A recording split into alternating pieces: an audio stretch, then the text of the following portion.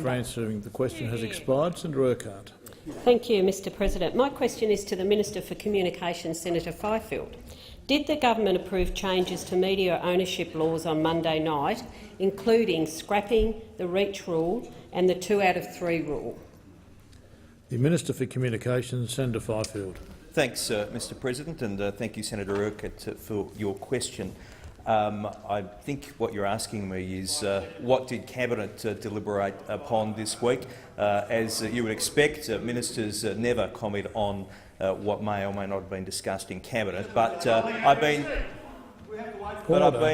extremely upfront over a long period of time that the government is strongly of the view that media laws, in particular the 75% reach rule and the 2 out of 3 rule, are progressively being rendered redundant, not only by technology but by the choices that consumers exercise as a result of that technology. So let me be very clear. I think those 2 media laws have had their day.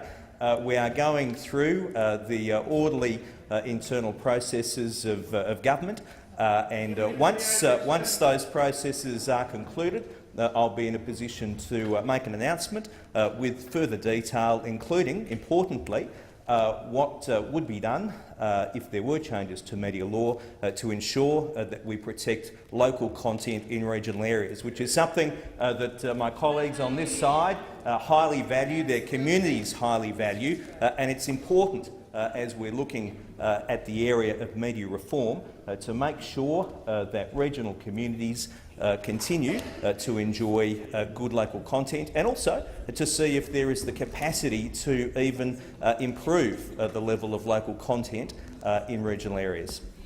Thank you, Minister. Senator Urquhart, a supplementary question. Thank you, Mr President. Has the government decided to maintain the current sports anti-siphoning list?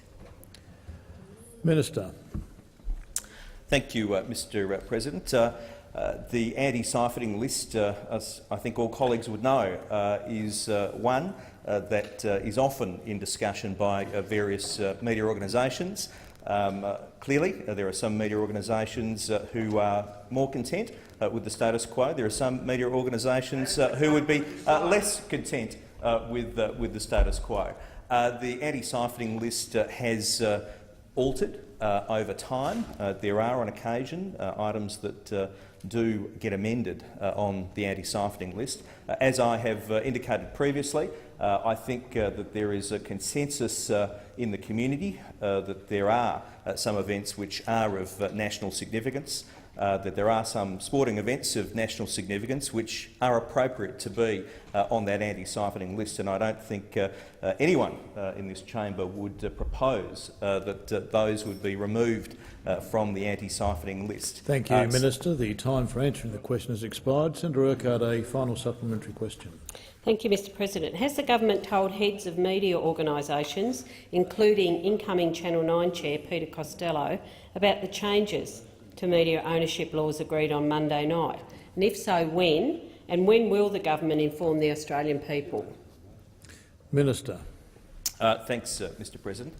I have ongoing consultations with representatives of different media organisations, and you would expect that as we are looking at media reform, that I would be in contact with media organisations.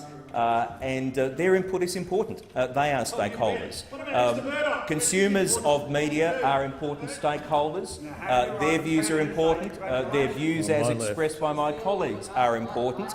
And the views of media organisations are important.